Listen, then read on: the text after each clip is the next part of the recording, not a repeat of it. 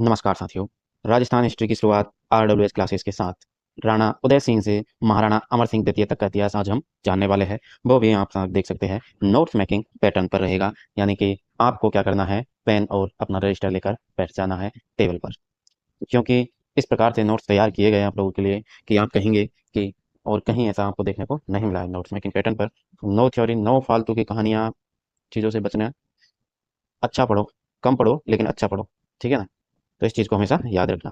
तो साथियों, आज की क्लास शुरू करते हैं। सभी जुड़ जाइए और क्लास को शेयर कर दीजिए, और कोई भी डाउट हो तो आप कमेंट में हमसे संपर्क कर सकते हैं, कमेंट करके पूछ लीजिएगा, ठीक है। तो चलिए साथियों, करते हैं आज की क्लास की राणा उदय सिंह जी से शुभारंभ करते हैं। जैसा कि आप देख रहे हैं, कितनी बढ़िया से पीडीएफ बना के आप लोगों के लिए तैयार की गई है। राणा उदय सिंह यानी 1537 से 1572 ईस्वी तक इनका शासनकाल रहा। साथियों, राणा उदय सिंह से पहले मेवाड़ के सभी राणा सांगा, राणा कुंभा, इन सभी को हमने बहुत ही अच्छे तरीके से नोट्स मेकिंग पैटर्न पर पढ़ लिया है। तो पिछली क्लास देखना ना भूलिएगा, पिछली क्लास जरूर देखिएगा, क्योंकि हिस्ट्री को शुरू से और एंड तक पढ़ा जाता है, बीच में से नहीं उठा जाता। हिस्ट्री को शुरू से एंड तक ही पढ़ा जाता है, तभी वो समझ आती है उसकी कहानी क्या चल रहा है क्या नहीं चल रहा, समय के अनुसार उसमें बढ़ना होता है। तो साथियों, राणा उदय सिंह के शासनकाल पर हम आ जाते हैं। 1537 से 1572 तक इनका शासनकाल रहता है। बनवीर ने से बचाया था उदय सिंह को। तो चलिए, बाकी पीछे की बातें पिछली क्लास में आप देखिएगा, उन बातों को हम नहीं दोहराएंगे। शुरू करते हैं। उदय सिंह को बनवीर से बचाकर कुंभलगढ़ के किले में रखा गया। यही मालदेव के संयोग से 1537 में उसका राज्याभिषेक हुआ। 1540 ईस्वी में मावली उदयपुर के युद्ध में उदय सिंह ने मालदेव के संयोग से बनवीर की हत्या की और मेवाड़ का पैतृक सत्ता प्राप्त की। मेवाड़ की जो पैतृक सत्ता है वो प्राप्त की। उदय सिंह से रिलेटेड एक प्रश्न आता है जिसका जवाब मैंने कई टीचरों से भी पूछा है, तो कम ही देखने को मिला है कि उदय सिंह, हमने कई छोटी क्लासों में सुना है, पढ़ा है कि मेरे भाई उदय सिंह को जो है धायमा पन्ना ने बचाया था। धायमा पन्ना ने धायमा पन्ना ने उदय सिंह को बचाया था। तो धायमा पन्ना ने, जैसा कि आपने छोटी क्लासों में हम पढ़ते थे पहले, तो धायमा पन्ना ने एक जो चबड़ा नुमा होता है, टोकरे में रखकर उदय सिंह को लेकर गई थी। जो कि घटना थी अपने, जो है घटना अपने 1536 में, 1534 में जो है, गुजरात के बहादुर शाह ने राणा विक्रमादित्य यानी रानी कर्मावती और विक्रमादित्य पर आक्रमण किया था। जिसके टाइम पे बहादुर शाह ने आक्रमण किया, तो 1534 में जो है, 1534 में 1534 में अ, चित्तौड़ का चित्तौड़ का दूसरा साका दूसरा साका संपन्न हुआ था, साका हुआ, जिसमें अपने कर्मावती ने जौहर किया था, और अपने बाघ सिंह थे, जो कि ठाकुर बाघ सिंह देवलिया के थे, उन्होंने केसरिया किया था। तो इस प्रकार चित्तौड़ का दूसरा शाखा संपन्न हुआ। चित्तौड़ के दूसरे शाखा संपन्न होने के बाद बनवीर आता है, और बनवीर जो है 1536 में बनवीर ने यानी राणा उदय सिंह के भाई विक्रमादित्य की हत्या कर दी, दित्य की हत्या की। और विक्रमादित्य की हत्या की तो धायमा पन्ना ने क्या किया, राणा उदय सिंह को लेकर आई 1536 में। 1536 में धायमा पन्ना, ऐसा सुना जाता है, पहले की कहानियों में सुनते थे हम कि 1536 में, मेरा जो प्रश्न था ये था कि 1536 में मेरे भाई धायमा पन्ना राणा उदय सिंह को सर पर रखकर लेके गई थी, टोकरी में छुपा के। तो 1536 में लेकर गई, 1536 में इतना छोटा था वो कि उसको सर पर रख के लेके गई, और 1537 में राज्याभिषेक हो गया। एक साल में इतना बड़ा कैसे हो गया? तो इस प्रश्न का जवाब भाई मुझे तो नहीं पता चला आज तक। अगर आप में से किसी को भी इस प्रश्न का जवाब मिल जाए या पता हो तो मुझे जरूर दीजिएगा, मैं आप सभी का आभारी रहूंगा। क्योंकि मेरे भाई 1536 में उसको लेकर आए और 37 में उसको राजा बना दिया गया, मतलब इतने से टाइम में इतना बड़ा कैसे हो गया कि वो राजा बनने लायक हो गया।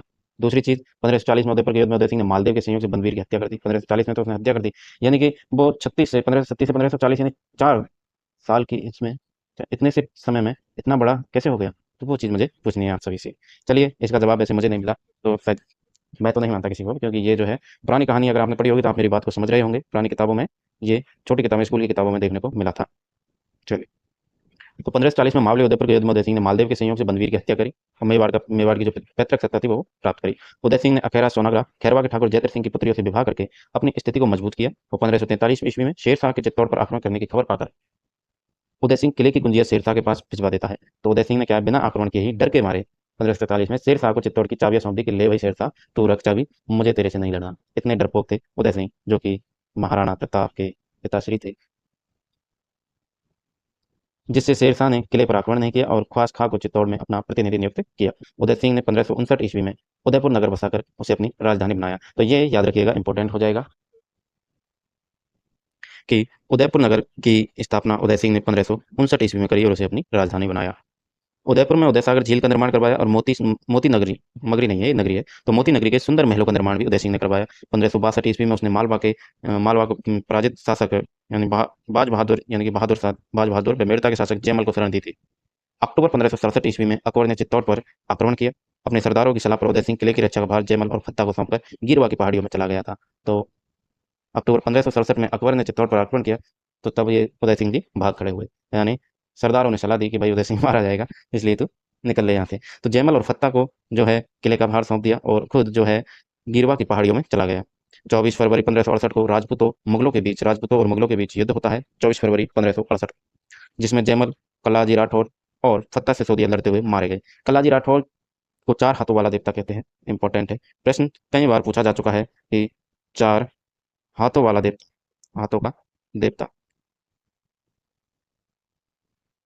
देवता, चार हाथों का देवता क्यों कहा जाता है? तो मेरे भाई कल्लाजी राठौर जो है युद्ध लड़े थे इसमें, तो जयमल और कल्ला राठौर और फत्ता सिसोदिया। तो फत्ता की पत्नी फूल कंवर के नेतृत्व में महिलाओं ने जौहर किया, जो चित्तौड़ का तीसरा शाखा कहलाया। जयमल, फत्ता और कल्ला राठौर की छतरिया चित्तौड़ में बनी है। तो चार हाथों का देवता जैसे मैं आपको बता रहा था कि कल्लाजी राठौर को कहा जाता है, क्यों कहा जाता है? क्योंकि जो अपने फत्ता सिसोदिया है, इनको जो है अकबर की जयवान, तो वो जयवान के नाम से शायद जयवानी था, बंदूक थी, उससे मैंने जयवान नहीं, सॉरी, जयवान तो अपनी जयगढ़ दुर्ग में तोप रखी हुई है। जो बंदूक थी उसका भी नाम था कुछ, मुझे याद नहीं आ रहा अभी, लेकिन अकबर ने गोली दी, क्योंकि रात में क्या क्या करते थे, दिन में अकबर आक्रमण करता था, दीवार को तोड़ता था, रात को फत्ता जी उसका मरम्मत करते थे दीवार की। तो मरम्मत करते टाइम अकबर की गोली लगी, जिससे फत्ता सिसोदिया के पैर में चोट आई और वो चलने में असमर्थ हो गए। तो कल्लाजी राठौर ने क्या किया, फत्ता सिसोदिया को अपने कंधों पर बिठाया और तब युद्ध किया। यानी कि जब कल्लाजी राठौर को देखा गया, अकबर की सेना ने देखा, तो चार हाथों से लड़ रहे थे, चार, दो हाथ खुद के थे कल्लाजी राठौर के और दो हाथ फत्ता सिसोदिया के थे, तो इसलिए इसे चार हाथों वाला देवता कहा जाता है। और सेना डर के मारे भी भाग गई थी, बहुत ही भयानक युद्ध इन्होंने लड़ा था। अकबर ने 25 फरवरी 1568 को चित्तौड़ के किले पर अधिकार कर लिया था। 25 फरवरी, 24 फरवरी को युद्ध हुआ था और 25 फरवरी को जो है अधिकार कर लिया। उसने फत्ता की वीरता से प्रभावित होकर आगरा के किले के बाहर गजारूढ़ पापन मूर्तियां लगवाई।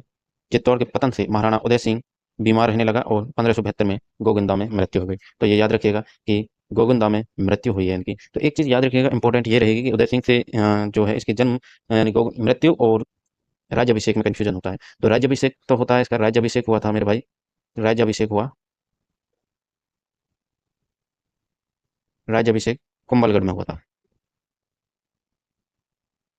राज्यभिषेक हुआ कुंभलगढ़ में और मृत्यु हुई इसकी गोगुंदा में, ये याद रखिएगा, प्रश्न बनता है। नेक्स्ट आ जाइए महाराणा प्रताप जी, जो कि मेवाड़ के सूरवीर हुए, जिनकी गाथा में जितना कहा जाए उतना कम। यानी पिता और पुत्र में आसमान और जमीन का अंतर था।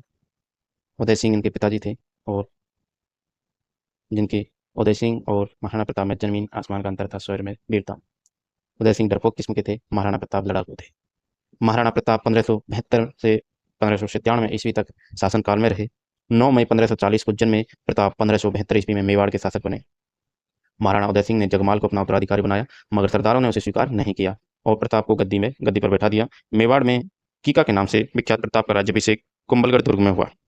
प्रताप की प्रमुख समस्याओं में मेवाड़ की मुगलों से सुरक्षा करना व मेवाड़ की सैन्य शक्ति को बढ़ाकर अपनी स्वतंत्रता बरकरार रखना था। महाराणा प्रताप के भाई थे, यानी जगमाल उसको उत्तराधिकारी बना दिया था, लेकिन ये सरदारों को और जनता को स्वीकार नहीं था। तो जनता ने जो है प्रताप को गद्दी पर बिठाया, और प्रताप का जो नाम था ये कीका, याद रखिएगा, महाराणा प्रताप को कीका नाम से जाना जाता था। और राज्याभिषेक कुंभलगढ़ दुर्ग में हुआ। और प्रताप की प्रमुख समस्या क्या थी कि भाई आपको, महाराणा प्रताप जी, आपको हम गद्दी पर बिठा रहे हैं, लेकिन आपको क्या करना होगा, एक तो मुगलों से सुरक्षा करनी होगी और दूसरा मेवाड़ की सैन्य शक्ति को बढ़ाकर इसकी स्वतंत्रता को बरकरार रखना है। अकबर किसी भी तरह मेवाड़ को अपने अधीन करना चाहता था, अतः उसने समझौते के प्रयास भी किए। 1576 ईस्वी के मध्य उसने चार शिष्टमंडल भेजे थे, यानी चार लोगों को भेजा कि महाराणा प्रताप से संधि करने के लिए, कि किसी भी प्रकार से संधि हो और जो चित्तौड़ है वो अकबर के अधीनता में किसी प्रकार से लाया जाए। तो पहले थे, ये पूछा जाता है, इनका क्रम पूछा जाता है, जलाल खां कोरची, मान सिंह, भगवान दास और टोडरमल के नेतृत्व में भेजे, मगर महाराणा ने संधि करने में किसी प्रकार की रुचि नहीं दिखाई। तो इसका क्रम आपको कैसे याद रखना है, जमावटो, ट्रिक क्या हो जाएगी इसकी, जय मा भे टो, ये याद आपको रखना है, जमावटो। ठीक है, लिख लीजिएगा अपने किताब कॉपी में कि जमावटो, जमावटो क्या है, अकबर द्वारा भेजे गए चार शिष्टमंडल थे जमावटो। जैसे हो जाएगा जलाल खां कोरची, माँ से हो जाएगा मान सिंह, भय से हो जाएगा भगवान दास और टो से हो जाएगा टोडरमल, यानी कि जमावटो, जलाल खां कोरची, मान सिंह, भगवान दास, टोडरमल। इन 4 लोगों को जो है शिष्टमंडल बना के अकबर ने महाराणा प्रताप से संधि करने के लिए भेजा था, लेकिन महाराणा प्रताप ने संधि में कोई भी रुचि नहीं दिखाई। रुचि नहीं दिखाने पर हल्दी घाटी का युद्ध होता है। फिर 1576 ईस्वी के प्रारंभ में अकबर मेवाड़ अभियान की तैयारी हेतु अजमेर पहुंचता है और वहीं उसने मानसिंह को मेवाड़ अभियान का नेतृत्व सौंपा। मानसिंह अपने जयपुर वाले कछवा मानसिंह मानसिंह ने सैन्य अजमेर से रवाना होकर सेना लेकर अजमेर से रवाना होकर मोलेला नामक स्थान पर पड़ाव डाला। तो मानसिंह ने कहाँ पर पड़ाव डाला था? तो मोलेला गांव में स्थान पर पड़ाव डाला। प्रताप भी अपनी सेना लेकर लौसिंग गांव पहुंचा। 18 जून 1576 को खमनौर के पास मुगल सेना का प्रताप से युद्ध होता है। 18 जून 1576 याद रखिएगा, खमनौर के पास, इसीलिए इसे खमनौर का युद्ध भी कहा गया, जो कि कर्नल जेम्स टॉड ने खमनौर का युद्ध कहा है, जो हल्दी घाटी युद्ध के नाम से सिद्ध हुआ 1576 को। प्रताप की सेना के हरावल, यानी हरावल क्या होता है? सेना का अग्रिम दस्ता होता है। और तो सेना का अग्रिम दस्ता जो का नेतृत्व किया था हकीम खां सुर ने, जबकि मुगल सेना के हरावल दस्ते का नेतृत्व जगन्नाथ कछवा कर रहा था। और बदायूनी स्वयं मुगल सेना की ओर से लड़ रहा था, जिसने बाद में अपने ग्रंथ मुंतक उत तारिक में इस युद्ध का वर्णन किया। प्रताप को युद्ध भूमि से दूर भेज दिया। यह युद्ध अनिर्णित रहा, यानी कि इस युद्ध का कोई निर्णय नहीं हुआ। प्रताप जो है प्रताप को युद्ध से दूर भेज दिया गया था। 1576 से 1585 ईस्वी तक अकबर ने मेवाड़ पर शाहबाज खां, अब्दुल रहीम खान खाना के नेतृत्व में सेनाएं भेजी, मगर उन्होंने ज्यादा सफलता नहीं मिली। 1585 ईस्वी के बाद अकबर मेवाड़ की तरफ कोई अभियान नहीं भेज सका। 1585 से 1597 के बीच प्रताप ने चित्तौड़ व मांडलगढ़ को छोड़कर शेष राज्य पर अपने अधिकार कर लिया। उसने चावंड को अपनी राजधानी बनाया। तो चावंड को राजधानी बनाया और राज्य में सुव्यवस्था स्थापित की। 19 जनवरी 1597 को महाराणा प्रताप की मृत्यु हो जाती है। चावंड के पास वाडोली नामक गांव में प्रताप का अग्नि संस्कार किया गया था। तो महाराणा प्रताप का अग्नि संस्कार कहाँ किया गया था और महाराणा प्रताप की मृत्यु कब हुई थी, ये पूछ लिया जाता है अक्सर प्रश्न। तो 19 जनवरी 1597 को महाराणा प्रताप की मृत्यु हुई। कहाँ पर हुई? चावंड के पास वाडोली गांव में उनका अंतिम संस्कार किया गया था। प्रताप के संबंध में कर्नल टॉड लिखते हैं कि आल्पस पर्वत के समान अरावली में कोई भी ऐसी घाटी नहीं, आल्पस पर्वत के समान अरावली में ऐसी कोई भी घाटी नहीं जो प्रताप के किसी न किसी वीरतापूर्ण कार्य, उज्जवल विजय या उससे अधिक कीर्ति युक्त पराजय से पवित्र न हुई हो। कर्नल जेम्स टॉड ने क्या कहा है कि आल्पस यानी आल्पस पर्वत के समान अरावली में कोई भी ऐसी घाटी नहीं है जो महाराणा प्रताप के किसी न किसी वीरतापूर्ण कार्य, उज्जवल विजय या उससे अधिक कीर्ति युक्त पराजय से पवित्र न हुई हो। सभी जगह महाराणा प्रताप ने वीरता दिखाई है। राणा अमर सिंह 1597 से 1620 तक राणा अमर सिंह रहते हैं। अमर सिंह 1597 ईस्वी में मेवाड़ का शासक बना। अमर सिंह ने अपने युवराज काल में ही मुगलों के विरुद्ध अनेक अभियानों में भाग लिया। दिवेर के युद्ध 1582 में उसने अपनी सूझबूझ व वीरता से मुगल सेना को पराजित किया था। 1613 ईस्वी में जहांगीर स्वयं अजमेर पहुंचा और बड़ी सेना लेकर मेवाड़ की तरफ बढ़ता है। उसने मेवाड़ में लूटमार एवं आगजनी द्वारा अकाल की स्थिति पैदा कर दी। मेवाड़ के सामंत युद्धों से ऊब गए थे एवं उनकी जागीरें वीरान हो गई थी। अतः उन्होंने कंवर करण सिंह को अपने पक्ष में कर राणा पर मुगलों से संधि करने का दबाव डाला। सरदारों के दबाव के कारण अमर सिंह को झुकना पड़ा और मुगलों से संधि की स्वीकृति देनी पड़ी। जनवरी 1615 में मेवाड़ मुगल संधि होती है। संधि की कुछ शर्तें थी जो आपको याद हमेशा रखनी है। और संधि कब हुई थी? जनवरी 1615 में मेवाड़ मुगल संधि, प्रथम मुगल संधि हुई। और संधि की शर्तें आपको याद रखनी है, जो कि मैं आपको बता देता हूँ। तो पहली शर्त क्या थी कि महाराणा स्वयं खुर्रम के पास आएंगे तथा महाराणा बादशाह के दरबार में कभी भी उपस्थित नहीं होंगे। ठीक है, बादशाह के दरबार में उपस्थित नहीं होंगे। दूसरी चीज थी कि स्वयं खुर्रम के पास आएंगे। महाराणा का ज्येष्ठ कुंवर शाही दरबार में उपस्थित होगा, यानी महाराणा का ज्येष्ठ पुत्र जो है वो शाही दरबार में उपस्थित होगा। शाही सेना में महाराणा 1000 सवार रखेगा, यानी शाही सेना में महाराणा जो है रखेगा नहीं है, भेजेगा है। ठीक है, इसको ठीक कर लीजिएगा, भेजेंगे। तो शाही सेना में 1000 घुड़सवार दिए जाएंगे।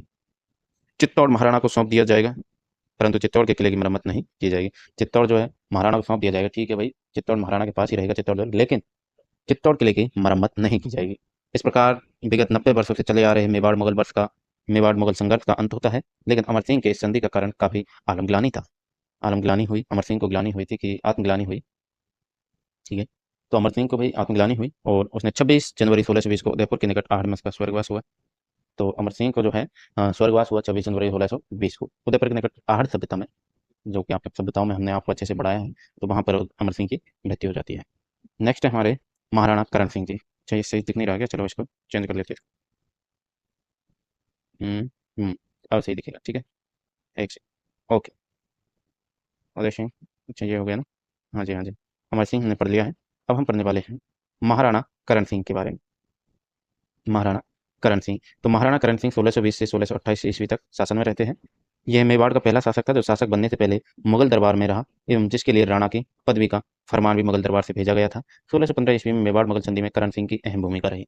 शासक बनने पर करण सिंह ने मुगल ढांचे पर अपने राज्य को परगनों में बांटा और उनके अंतर्गत गांव सम्मिलित किए। जब खुर्रम यानी कि शाहजहां ने अपने पिता के विरुद्ध विद्रोह किया तो 1623 में विद्रोह हुआ तब उसे पिछोला झील के महलों में पनाह दी, यानी खुर्रम को करण सिंह ने पिछोला झील के किनारे जो महल बने हुए थे उनमें पनाह दी थी। शांतिपूर्ण मांडू के मार्ग से दक्षिण भेजने में सहायता की थी। 1628 में करण सिंह की मृत्यु हो जाती है। 1628 में करण सिंह की मृत्यु हो जाती है। महाराणा करण सिंह ने मुगल संपर्क के कारण अपनी शासन व्यवस्था को नया रूप दिया। उसके निर्माण कार्य के विशेष रूप से करण विलास, दिलखुश महल, बड़ा दरी खाना आदि में भी मुगल स्थापत्य का प्रभाव दृष्टिगोचर होता है। मुगल मेवाड़ संबंधी में करण सिंह ने कूटनीति से काम लिया। महाराणा जगत सिंह प्रथम 1628 से 1652 तक उनका इतिहास रहता है। तो महाराणा जगत सिंह के समय शाहजहां ने मेवाड़ से पृथक करके प्रतापगढ़ को नई रियासत बना दिया था। यानी महाराणा जगत सिंह के समय शाहजहां ने प्रतापगढ़ को मेवाड़ से पृथक किया और नई रियासत बनाया। महाराणा जगत सिंह ने पिछोला झील में जगनिवास नामक महल बनवाया। 1615 ईस्वी में उदयपुर में जगदीश यानी जगन्नाथ राय मंदिर का निर्माण करवाकर यहाँ जगन्नाथ राय प्रशस्ति लगवाई। तो जगन्नाथ राय प्रशस्ति अपने उदयपुर में, चित्तौड़ में किसने लगवाई? महाराणा जगत सिंह ने जगन्नाथ राय मंदिर का निर्माण करवाया, जिसकी रचना किसने की थी? कृष्णा भट्ट ने जगन्नाथ राय प्रशस्ति की रचना की। जगदीश मंदिर का वास्तुकार भाणा था और यह मंदिर जो है नागर शैली की पंचायतन शैली में बना हुआ है। तो इस चीज़ को याद रखिएगा, ये इंपॉर्टेंट हो जाएगी कि जो जगदीश मंदिर है यानी जगन्नाथ राय मंदिर है, ये किस शैली में बना हुआ है? तो ये मंदिर जो है नागर शैली की पंचायतन शैली में बना हुआ है। वास्तुकार कौन था? तो भाणा था। बनवाया किसने? जगत सिंह प्रथम ने 1615 में बनवाया।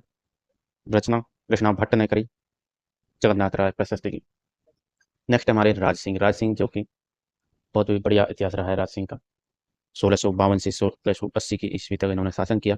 राज सिंह ने शासक बनते ही चित्तौड़ की मरम्मत के कार्य को पूरा करने का निश्चय किया। यानी चित्तौड़ की मरम्मत का जो 1615 में मेवाड़ मुगल संधि हुई थी उसमें ये शर्त रखी गई थी कि चित्तौड़ की मरम्मत नहीं की जाएगी, लेकिन राज सिंह ने आते ही चित्तौड़ की मरम्मत करने का निश्चय किया। लेकिन मुगल सम्राट ने इसे 1615 की मेवाड़ मुगल संधि की शर्तों के प्रतिकृत मानते हुए इसे निर्माण कार्य को नष्ट करने के लिए 30,000 सैनिकों की सेना के साथ सादुल्ला खां को भेजा। राज सिंह ने मुगलों से संघर्ष करना उचित न समझकर अपनी सेना को वहां से हटा दिया था।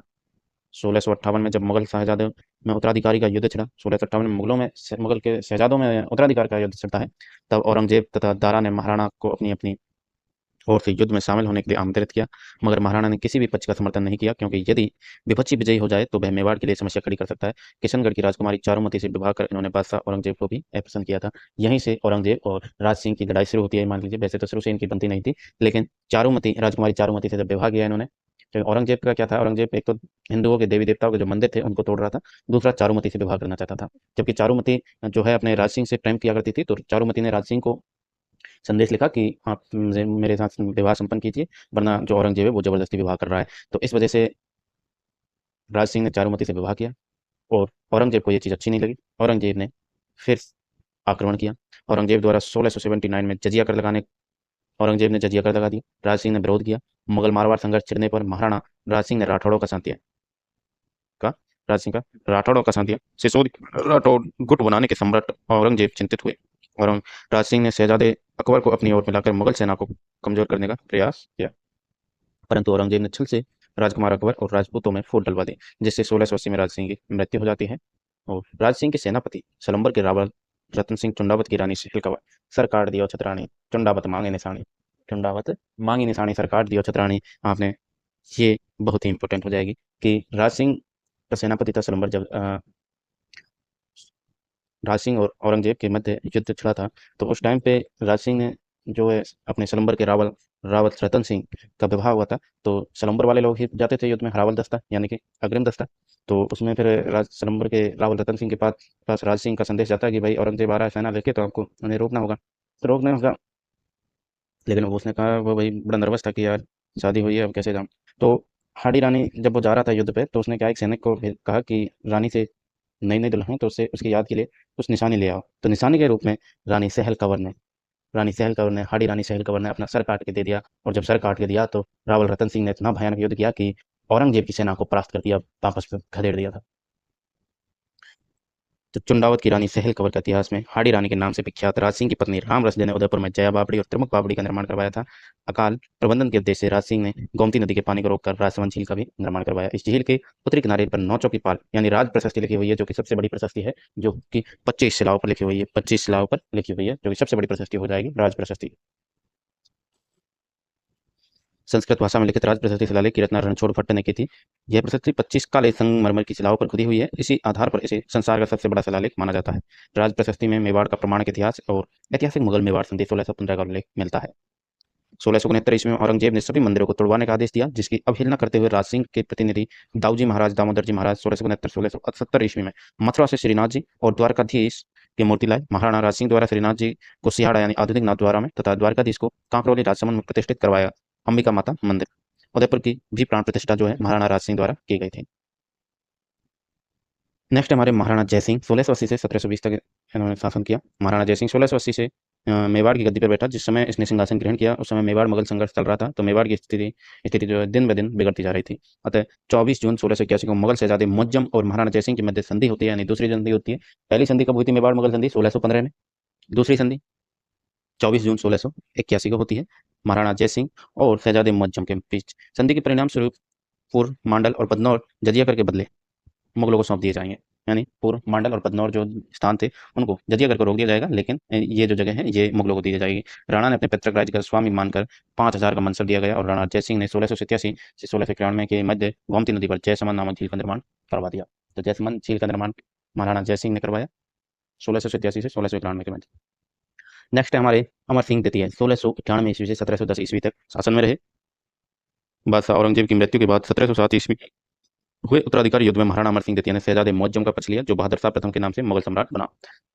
1708 ईस्वी में महाराणा के पुत्री चंद्रकुमारी का विवाह जयपुर के शासक सवाई जयसिंह से हुआ था। चंद्रकुमारी के बारे में भी अच्छा प्रश्न बनता है, तो ध्यान से देखिएगा। शासक सवाई जयसिंह से हुआ, साथ ही एक अहम अहदनामा भी जोधपुर, जयपुर और मेवाड़ के शासकों के मध्य हुआ, जिसके अनुसार मेवाड़ की राजकुमारी से उत्पन्न पुत्र ही जयपुर का वारिस होगा और मेवाड़, जयपुर और जोधपुर के शासकों को अपना राज्य मुगलों से वापस लेने में सहायता देगा।